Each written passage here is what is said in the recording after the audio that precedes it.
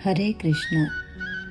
भारत की पावन भूमि पर जन्म लेने वाला लगभग प्रत्येक व्यक्ति यह जानता है कि श्री राधा कृष्ण कौन है, लेकिन कई सारे लोग ये नहीं जानते कि श्री चैतन्य महाप्रभु कौन है।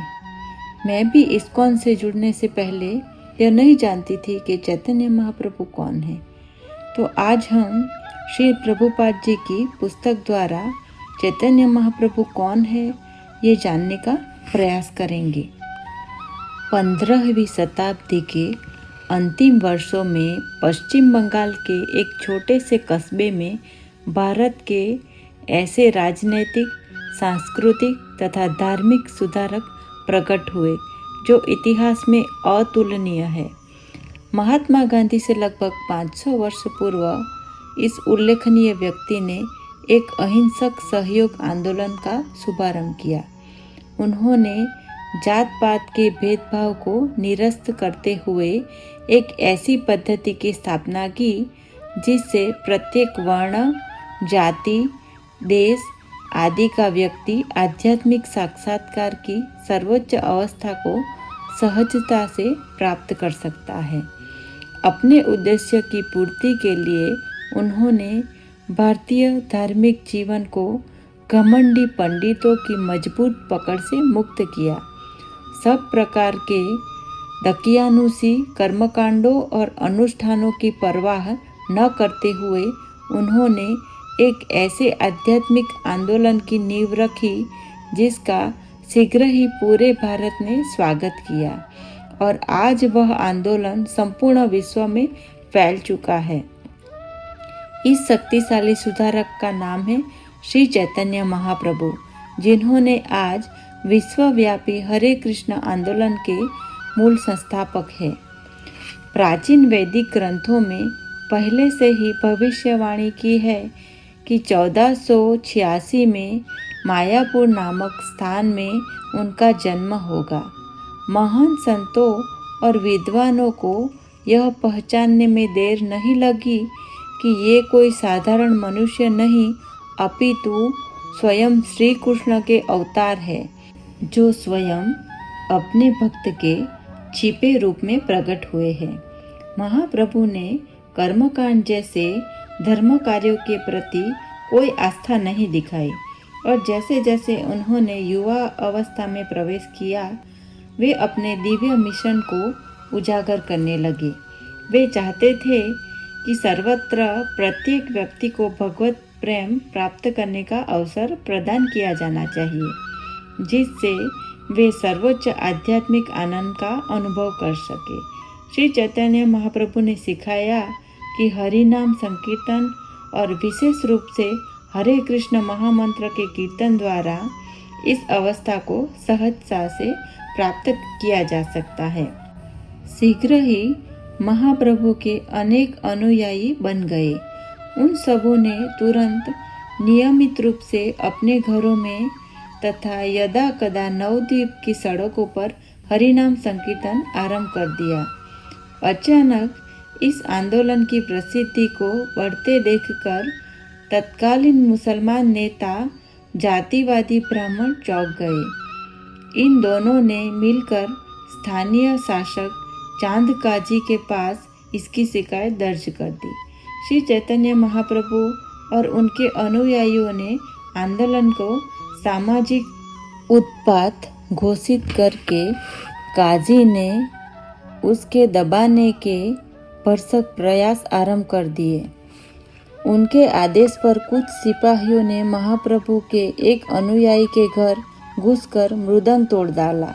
काजी ने आदेश जारी किया कि हरिनाम संकीर्तन तुरंत रोक दिया जाए और धमकी दी कि यदि उसे फिर से नवद्वीप में इसकी आवाज़ सुनाई देगी तो वह इससे जुड़े सभी लोगों को बेरहमी से दंड देगा। जैसे ही महाप्रभु को इसका पता चला उन्होंने तुरंत एक शांतिपूर्ण असहयोग आंदोलन का आयोजन किया। अब तक के इतिहास में इस प्रकार का यह पहला आंदोलन था। एक पूर्व निर्धारित शाम श्री चैतन्य महाप्रभु अचानक अपने 1 लाख अनुयायियों के साथ नवद्वीप की सड़कों पर निकल पड़े। सब लोग सुव्यवस्थित कीर्तन दलों में विभाजित थे। नवद्वीप की सड़कें नाचते गाते इन भक्तों से पट गई और कीर्तन की तुमुल ध्वनि मानो बहरा बना रही थी। अंततः यह दल काजी के निवास स्थान पर पहुंचा। भयभीत काजी अंदर छिप गया, परंतु महाप्रभु के आग्रह पर काजी बाहर आ गया और दोनों परस्पर चर्चा करने लगे।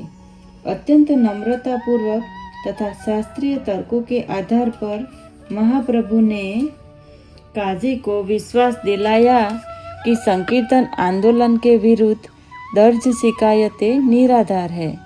एक नाटकीय परिवर्तन हुआ और काजी स्वयं महाप्रभु का अनुयायी बन गया और इस दिन से स्वयं संकीर्तन आंदोलन के संरक्षण एवं प्रचार की देखरेख करने लगा। आज भी हिंदू इस मुसलमान काजी की मजार पर जाकर उन्हें सरसम्मान प्रणाम करते हैं। उस दिन से आज तक नवद्वीप के मुसलमान निवासियों ने कभी भी सार्वजनिक हरिनाम में बाधा डालने का प्रयास नहीं किया। यहाँ तक कि हिंदू मुसलमान दंगों के दौरान भी अपने नगर में इस महत्वपूर्ण सफलता के कुछ समय पश्चात श्री चैतन्य महाप्रभु ने संपूर्ण भारत में इस आंदोलन का प्रसार आरंभ कर दिया। 6 वर्षों तक उन्होंने पूरे भारत का भ्रमण किया और भगवत प्रेम बांटते हुए हरे कृष्ण महामंत्र का कीर्तन किया। स्थान स्थान पर सैकड़ों हजारों लोगों झुंड उन्हें घेर लेता और उनके साथ मिलकर हरिनाम संकीर्तन करता। परंतु इसके साथ ही महाप्रभु को अनेक विरोधों का सामना भी करना पड़ा, जिनमें सर्वप्रमुख है मायावादी। मायावादी वैदिक शास्त्रों के सहज सरल अर्थ को तोड़ मरोड़ कर यह सिद्ध करने का प्रयास करते हैं कि भगवान निराकार है। इन मायावादियों का यह मानना भी है कि आत्म साक्षात्कार केवल गिने चुने लोग ही प्राप्त कर सकते हैं, जो संस्कृत में पारंगत है और जिन्होंने गहराई से वेदांत सूत्र का अध्ययन किया है। अपनी यात्राओं के दौरान अनेक बार महाप्रभु का सामना इन मायावादियों से हुआ और अपने शास्त्रीय ज्ञान के बल पर उन्होंने अनेकों का मन भी परिवर्तित कर दिया। मायावाद दर्शन के ऐसे ही एक महान ज्ञानी थे सार्वभौम भट्टाचार्य। भट्टाचार्य ने एक शास्त्र चर्चा के दौरान महाप्रभु पर विजय होने का प्रयास किया, परंतु अंत में स्वयं पराजित हो गए। भट्टाचार्य द्वारा प्रस्तुत भगवान की निराकार व्याख्याओं का खंडन करते हुए श्री चैतन्य महाप्रभु ने कहा, प्रत्येक जीवात्मा एक विशिष्ट व्यक्ति है और वह भगवान का अंश है। यदि किसी वस्तु के अंश का आकार है तो वह वस्तु निराकार नहीं हो सकती। वे समस्त पुरुषों में सर्वश्रेष्ठ अर्थात पुरुषोत्तम है। तब भट्टाचार्य पर अपनी असीम कृपा दिखाते हुए महाप्रभु ने एक अद्भुत चमत्कार किया और अपना सर्वसुंदर श्री कृष्ण रूप उनके समक्ष उजागर कर दिया। महाप्रभु के चरण कमलों पर गिरते हुए भट्टाचार्य ने अपना जीवन उन्हें समर्पित कर दिया और आगे चलकर एक महान भक्त बने। परंतु मायावादियों के साथ सबसे बड़ी मुठभेड़ अभी बाकी थी और यह मुठभेड़ उन्हीं के गढ़ बनारस में हुई, जो सदियों से मायावादियों की राजधानी है। श्री चैतन्य महाप्रभु बनारस में अपने भक्तों के साथ निवास करते हुए संकीर्तन आंदोलन द्वारा सर्वत्र सहस्त्र लोगों का आकर्षित कर रहे थे। इसका विवरण सुनकर मायावादियों के सर्वप्रमुख गुरु प्रकाशानंद सरस्वती महाप्रभु की खुली निंदा करने लगे। एक सन्यासी को साधारण लोगों के साथ मिलकर कभी भी भावुकों के समान गायन नर्तन नहीं करना चाहिए। हरे कृष्ण महामंत्र के कीर्तन के आध्यात्मिक महत्व से अनजान प्रकाशानंद इसे केवल भावुकता मान रहे थे। प्रकाशानंद का मानना था कि एक अध्यात्मवादी को गहराई से शास्त्रों का अध्ययन करना चाहिए और परम सत्य के विषय में बड़ी बड़ी चर्चाओं में भाग लेना चाहिए। बस अब प्रतीक्षा थी एक ऐसी मुठभेड़ की जिसमें असांप्रदायिक सनातन धर्म की शिक्षाओं का सामना एक भ्रामक दर्शन प्रणाली से होने वाला था और शीघ्र ही महाप्रभु भारतीय आध्यात्मिक आकाश में सदियों से मंडरा रहे निराकारवाद के बादलों को सदा सदा के लिए छितराने वाले थे। महाप्रभु के भक्त उनकी निंदा सुनकर अत्यंत दुखी थे और उन्हें प्रसन्न करने के लिए महाप्रभु ने सब प्रमुख मायावादियों से मिलने का निमंत्रण स्वीकार कर लिया। महाप्रभु सभा में प्रवेश करके भूमि पर ही बैठ गए और अपनी अलौकिक शक्ति द्वारा अपने शरीर से सूर्य से भी अधिक तेज प्रकाश प्रकट करने लगे। इसे देखते ही सब मायावादी चकित रह गए और महाप्रभु के सम्मान में खड़े हो गए। तब प्रकाशानंद सरस्वती ने महाप्रभु से पूछा कि वे वेदांत दर्शन अध्ययन करने के स्थान पर नर्तन गायन में क्यों समय व्यर्थ करते हैं। यद्यपि महाप्रभु वैदिक ज्ञान में पारंगत थे, उन्होंने उत्तर दिया, वेदांत अध्ययन के स्थान पर मैं इसलिए संकीर्तन करता हूँ क्योंकि मैं मूर्ख हूँ। मेरे पास वेदांत अध्ययन के लिए पर्याप्त बुद्धि नहीं है। अप्रत्यक्ष रूप से महाप्रभु मायावादियों की भर्त्सना कर रहे थे, जिन्हें अपने शुष्क वैदिक ज्ञान पर बहुत घमंड था और जिनके कारण वे गलत निष्कर्षों को सही मान रहे थे। महाप्रभु ने आगे कहा, और चूंकि मैं महामूर्ख हूँ इसलिए मेरे गुरु ने मुझे वेदांत अध्ययन से मना किया है।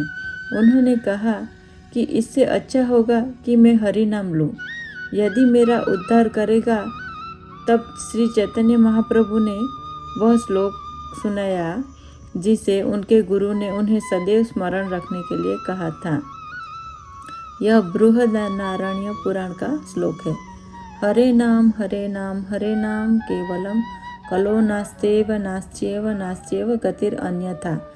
अर्थात कलयुग में आध्यात्मिक प्रगति करने का एकमात्र मार्ग है भगवान के नामों का कीर्तन, भगवान के नामों का कीर्तन और केवल उनके नामों का कीर्तन।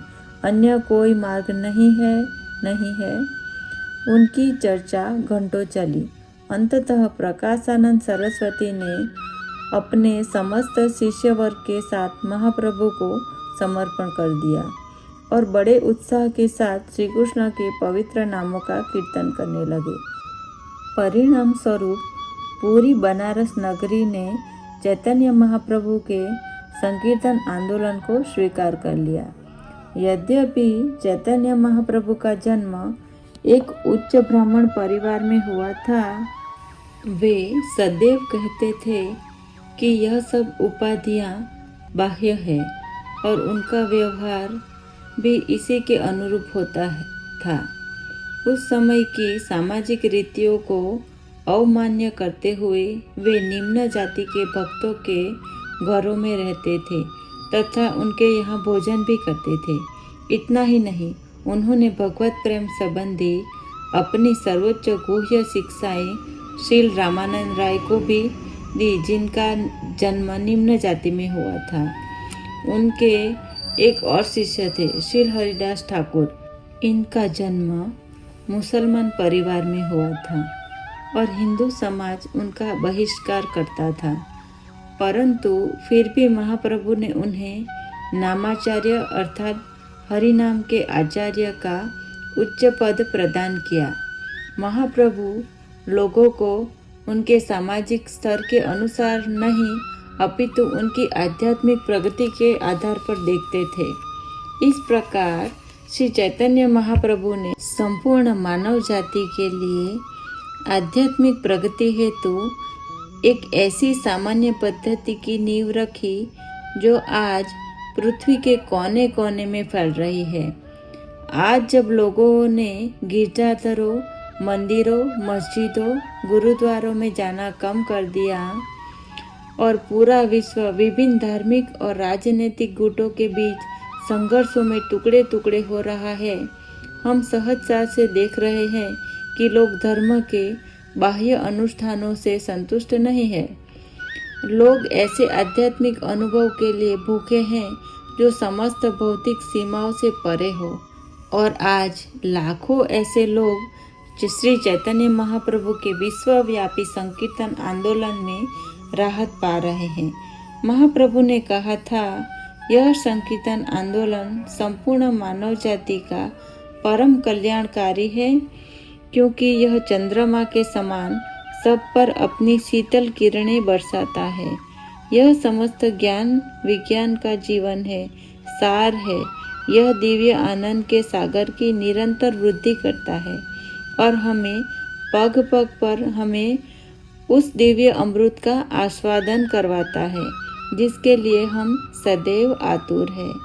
हरे कृष्णा। श्री चैतन्य महाप्रभु की जय। श्रील प्रभुपाद की जय।